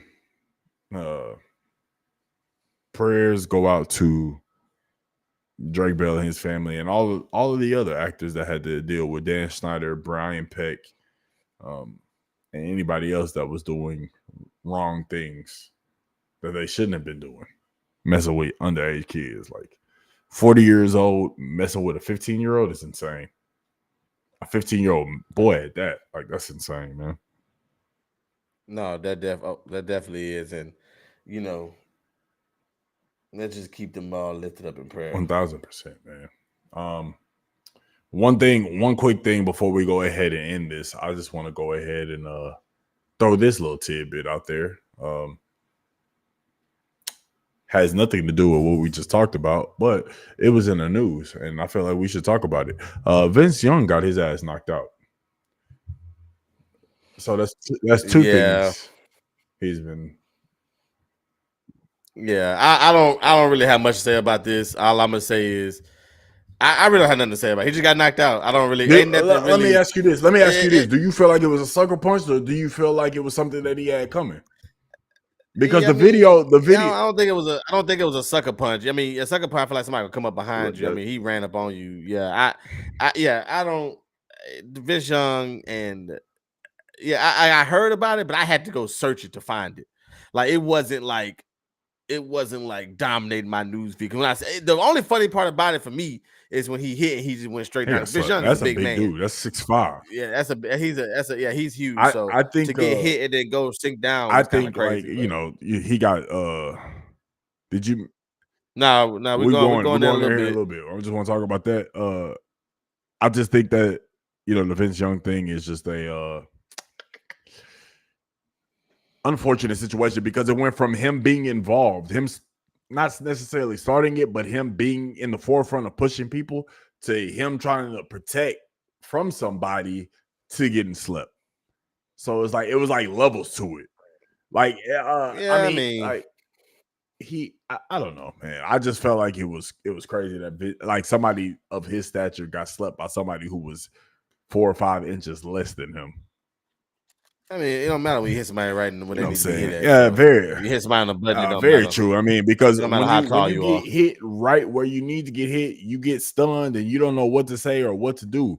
And in this case, that's exactly what happened to Drake because Kendrick went ahead and came on Future's album and just said what he needs to say and had Drake, Aubrey Graham Drake saying positive affirmations at his next show. I mean, if you haven't heard, Future and Metro Boomin came out with an album, and they had a song on their album called "Like That" featuring Kendrick Lamar, where Kendrick Lamar was going at really Drake, not even J. Cole, really Drake was really going at Drake. J. Cole just called Astray. Um, and people are wondering if Drake is going to be able to come back. There was a video clip of Drake being at his show, saying he heard this and he said he was basically just giving the fans a positive affirmation of how they should walk out of the show and how they should go on about life. Real hearing hearing that song by Future, Metro Boomin, and Kendrick Lamar, hearing what Kendrick Lamar said, how do you feel about this whole situation, man? It's not really about Kendrick anymore for me. It's more on Drake versus Metro, Mm-hmm. Drake versus Future, Drake versus Kendrick, Drake versus Nav, Drake versus The Weeknd, and Drake versus who's the last one I'm thinking about? Drake versus who the last one I'm thinking about? Drake versus Nav, The Weeknd, Kendrick. Future. Who is Drake? Future. I ain't say No. Future. So Drake versus Mm-hmm. Future as well. Drake versus Kanye. Okay. Drake. Who else Drake is going? Drake versus Meek. even though they're on better terms now, but Meek. Meek. Chris Brown. Uh, They on better. I think him and They Chris is on better cool. terms though. I Yeah, mean, I'm talking like right. I'm talking about currently. Right now in currently this it's. state. I mean, him and The Weeknd ain't been cool forever. Nav, like you It's said, Future. This is new. Future, Metro because Metro, Metro is with Future. right?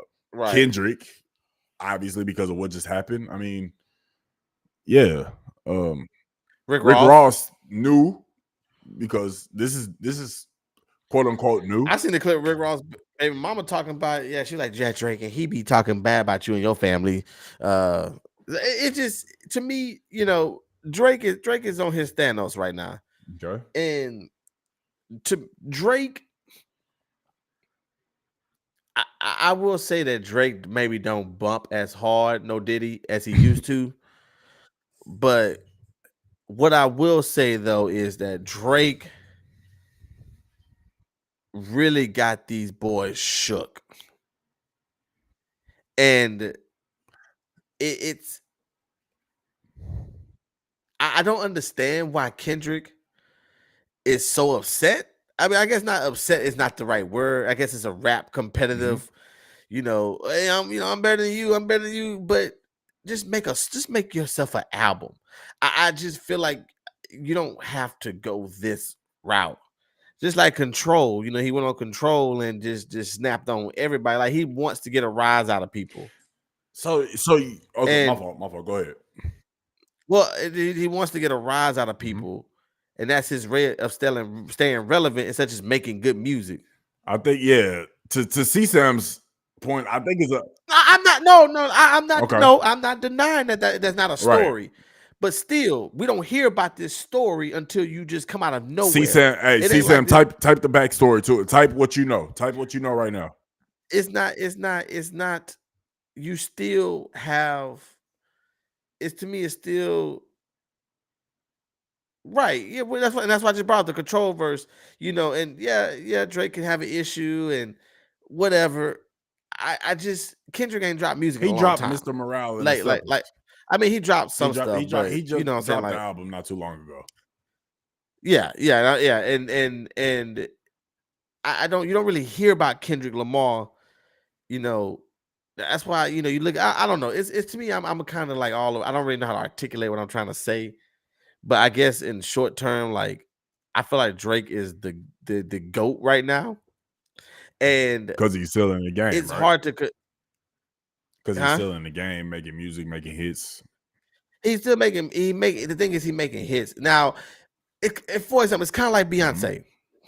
Beyonce is not the best singer. Okay. She's not the best Mm-hmm. dancer. She's not the best singer. I can go Jennifer Mm-hmm. Hudson. I can go Mm-hmm. Fantasia.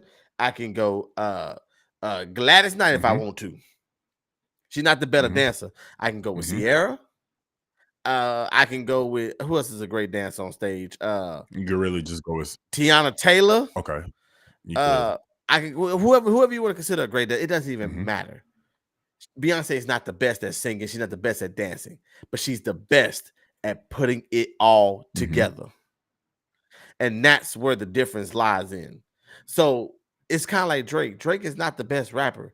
No, lyrically, Drake is not better probably than Kendrick if you want to go bar for bar, in a battle Right. rap. But who is the best at making music with hits? I mean, excuse me, making having lyrics and making hits. For example, you have people, you have people like Hitman Holla Okay. and Charlie Mm-hmm. Clips and Mm-hmm. Conceited. They got some of the coldest lines I ain't ever heard in my entire life. But they can't put that into hits. Right. You know what I mean? So that's where I'm at with it. I think, I think Drake is the best at what he does. It's just a matter of, I think people see him at the top and it's like, okay, your reign is over. It's time for you to come on Well, down. honestly, I mean, when you come as to J. Cole's point, I mean, he said, is it K Dot, is it Aubrey or me? We the big three, like we started the league. I mean, they have always been in that conversation of the best rappers for the last decade now. And you talked about the best rappers when you come to lyrical standpoints or hits or just rapping, or whoever your favorite is, it's always been J. Cole, Kendrick, and Drake. So it's not like Kendrick has always been out. It's not like Kendrick is coming out of nowhere. Kendrick has always been in that forefront, right? But there's always people that's going to go that have different ways of how they look at things. It's just like with sports, right? People say basketball, big three. Who is the greatest three that they talk about? And yes, who's the three that you hear right now? I guess LeBron, Michael, and Kareem. No, Kareem is not who people talk about the most. Yeah, why not? Yes, he is. Who is Kareem who people talk about most, or is it Kobe? Yeah. I don't hear Kobe as much. I hear a lot of other people for that's I don't hear it as much. Now your personal opinion is different. I'm telling you about what I hear. Perfect. I don't hear Kobe's name being brought up in that much. When you talk about, I hear more Kareem when than you Kobe. hear the greatest three of basketball, the big three of what we'll say media, right? LeBron's name is always mentioned with who? Jordan and Kobe. LeBron's name is never mentioned with Kareem. That's just like you're not going to hear Drake's name constantly being mentioned with Jay-Z in this era. You're going to hear his name mentioned with J. Cole and Kendrick. Well, for me personally, all the sports shows, I don't, people like the sports shows that I watch, And the stuff that I see that I watch on a daily basis, a lot of people have Kobe in their top 10, but not in their top 5. So that's where I'm listening to that. Kareem is in a lot of people's top 5. When I Well, hear big threes, I if hear you're that. okay, So I think Drake. your I point. think that I don't think that Drake's scenario fits I with feel you. Okay, that I'll put particular it to you thing. like this: take the media out of it, right? Just take like social media, because this is what it's all stemming from, right? I feel like it's all stemming from social media, because when you look at Right. social media, when it comes to rap, everybody, the rappers that you're going to see in social media, who they're going to mention, who their favorite rapper is going to be Drake, is going to be J. Cole, is going to be Kendrick. Basketball, social media, you're not going to hear a Magic. You're not going to hear Kareem. You're not going to hear Isaiah Thomas. You're not going to hear, a Larry Bird in like top 10. Yes, you'll hear Magic and Kareem in top 10. You ain't going to hear a Wilt Chamberlain in top 10 yet. I'm not hearing Kobe But in top 10. I, that must be my that's your algorithm algorithm, then, because because I I'm not hear hearing like that. basketball players, even of this generation, they will say that Kobe, like there's people that's playing in the league right now that will say that Kobe is their GOAT. Not even Michael Jordan. Kobe is their GOAT. But Right. Kobe, MJ, and LeBron, I don't care what anybody else says. That for me personally, just like to your Yeah, point, for you, yeah. just like I to your don't. point, Kobe not my big three. to your point, for me, LeBron, Kobe, and Jordan is 3 of the most Right. dominant people I've seen in my generation.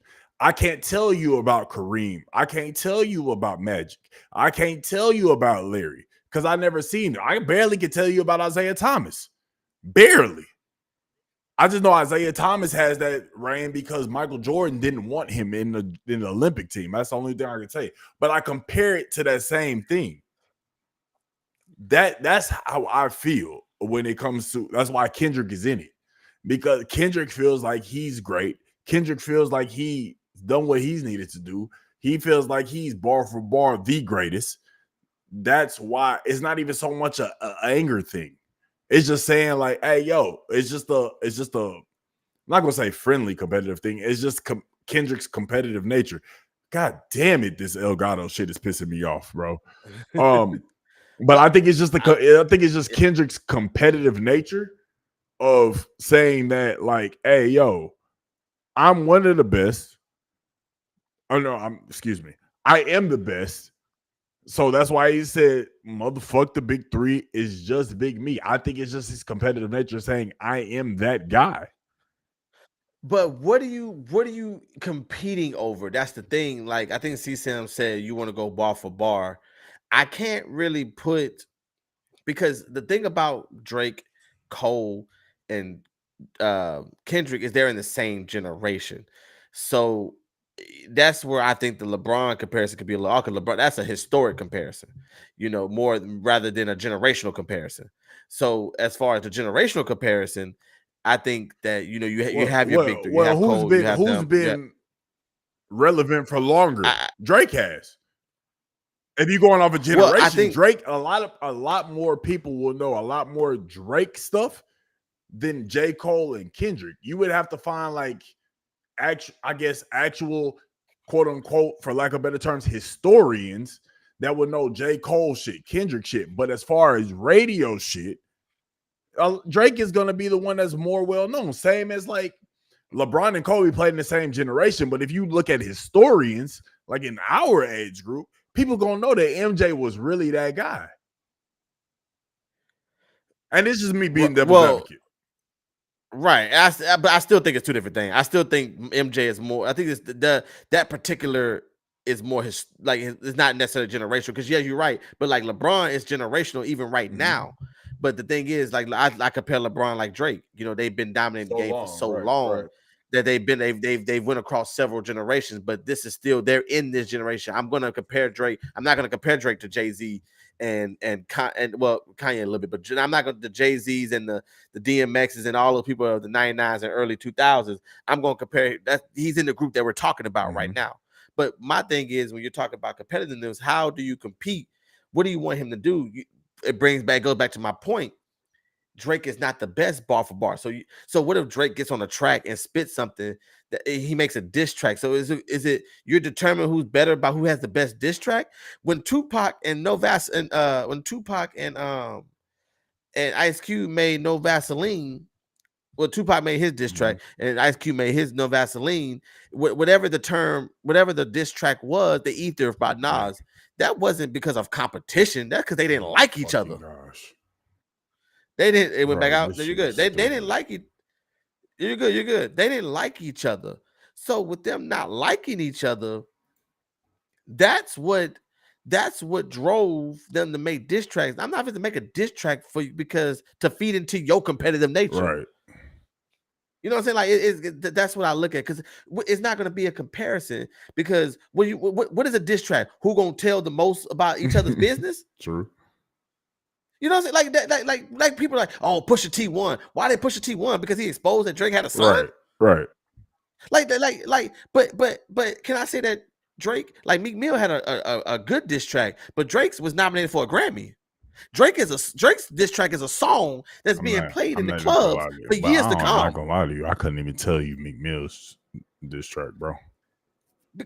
So, but it brings me to my point of what are you talking about when it comes to competing? Like, are we talking about you want to go bar for bar? I can go bar for bar, but I might not have Drake, but I can get Hitman Holla. Hitman Holla can go bar for bar with Kendrick Lamar. Does he mean he's a better rapper? Who can make songs that's going to stand the test of time? Yes, Kendrick Lamar has a classic album, and I'm not taking that from him, but we're talking about Drizzy Drake, the sixth guy who has crossed over multiple genres of music to make hits that will outlast and stand the test of time. Once again, I mean, I could also go into this. It's just like basketball. It's all opinionated, right? Because you saying this, but somebody might say that they're going off of lyrics and they shit hit harder. Look at the wordplay, this, that, and the third. It's all opinionated. At the end of the day, honestly, it's unopinionated. It is, but what would you? I just don't understand how you would judge. I don't know. I'm not a musical connoisseur, so I couldn't tell you. And the thing I look at too is when people look at. So, for example, it's all about sometimes who strikes first too, because since Kendrick struck first, well, I mean, I guess in a public sense, because like I'll take like J. Cole when he said, "We the big three, but I'm Muhammad Ali," whatever the lyric is, you know what I'm talking about. I think there's nothing wrong with that. He just saying, we all together, but I feel I'm the best. Right. And that's okay for you to feel like you the best, but don't take me down to try to lift you up. Yeah. I mean, I agree with you. I agree with you. And to have this competition, I just don't understand what this competition would be about. You can't put a value on what Drake would be able to do, because yes, if you go bar for bar, yes, Kendrick would win. That's his strength. But Drake's strength is making hits. Those are both equal strengths. True. One of them has $100 million mansion in Toronto and just bought a house in Houston. They, and the other one, I'm sure he's doing well for himself, but there's a difference. Right. I mean, Cole got the heat from saying niggas is steppers and niggas is breakfast, and I'm finna finish my plate. Yeah, and Cole, and Cole also said, Cole is a little different, but I've always liked J. Cole. I probably won't ever just really be bumping him in a car like that, but I'm a fan of J. Cole.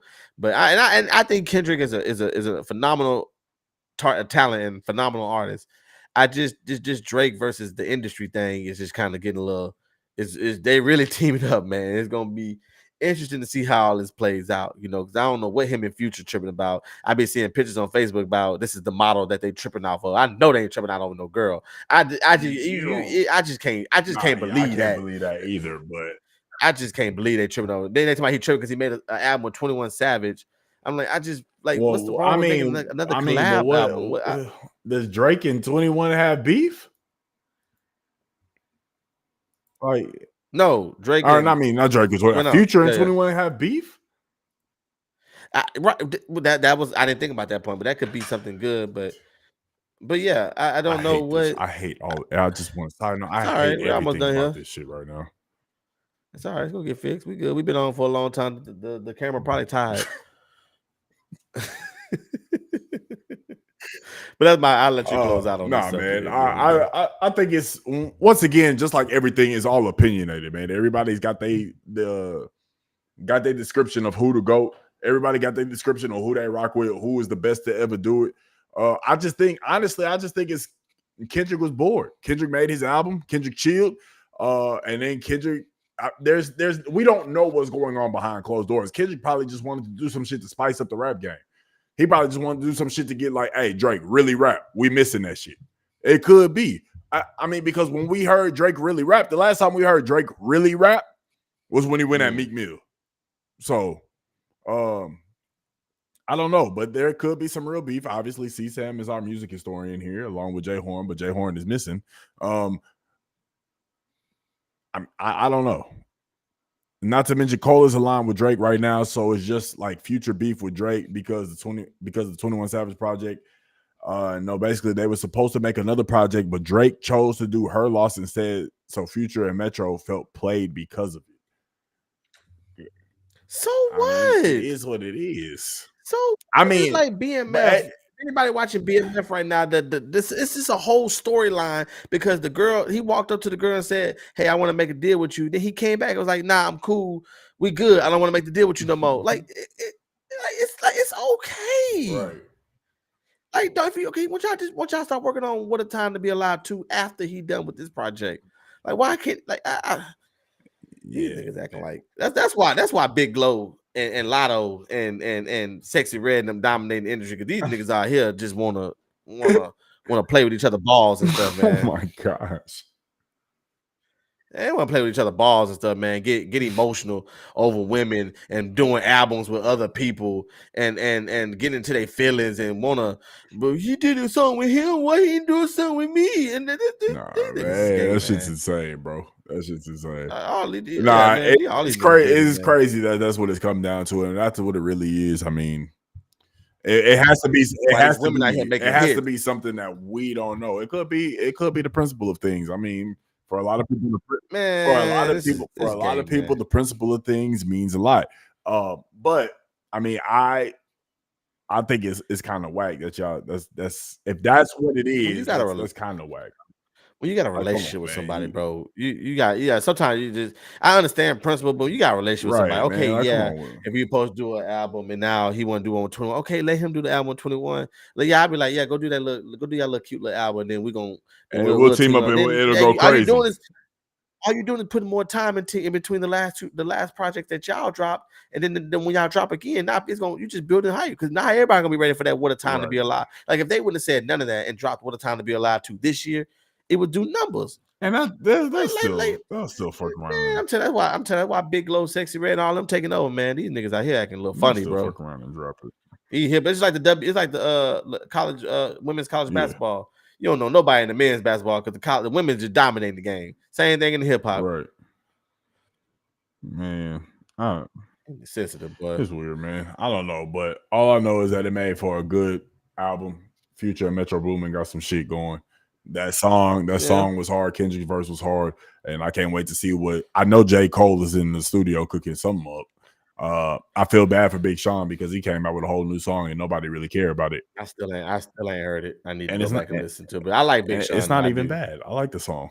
I like Big Sean as well. So, but yeah, man, we'll see what goes on. Y'all stay tuned and be locked in with Don't Cancel Me podcast. And if you want to know what's going to go on, make sure that you like, comment, and subscribe. Make sure that you ring the bell to be notified whenever we go live or whenever we drop a short or a video on this whole situation. So that way you could be in tune with what we got going on in pop culture. And shout out to the Texans for getting the first game of the football season in the Hall of Fame game 1,000%. August 1st. We played the Chicago Bears. 1,000%. And so Andre Johnson goes into the Hall of Fame. So my goal is to make my way to Canton to see that play out. DCMP in Canton. That would be lit. As always, we appreciate y'all support. Tell a friend to tell a friend to tell a friend to subscribe to the Don't Cancel Me podcast because we are almost to 700 subscribers. almost there. We are around what, like 64-65% of the way to 1,000 subscribers. So that's the goal that we're trying to get to. So please make sure that you tell people to go ahead and subscribe, man, and tell people to tune in, tell people to hit the bell, tell people to just really lock in with us, man, because we are well on our way to being that show. You know what I'm saying? But until next time, I'm Vino Flight. I'm Peachy And it's Perfect. been another episode of Don't Cancel Me Podcast. Y'all make sure y'all stay safe. Y'all have an incredible week. Y'all stay blessed, and we'll catch y'all next time. Peace out.